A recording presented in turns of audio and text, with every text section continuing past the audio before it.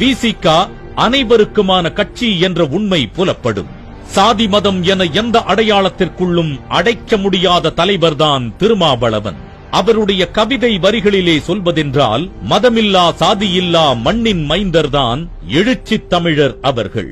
ஈழத் தமிழர் நலன், சாதி எதிர்ப்பு, சனாதன மற்றும் இந்துத்துவ எதிர்ப்பு என அயராத உழைப்புக்கு மத்தியில் மக்கள் பிரதிநிதியாக தன்னுடைய தொகுதியுடன் சுருக்கிக் கொள்ளாமல் மக்கள் நலனுக்காக, பொதுவான பிரச்சனைகளுக்காகவும் நாடாளுமன்றத்தில் மட்டுமல்லாமல் மக்கள் மன்றத்திலும் ஓயாது ஒலிப்பவர்தான் திருமாவளவன்.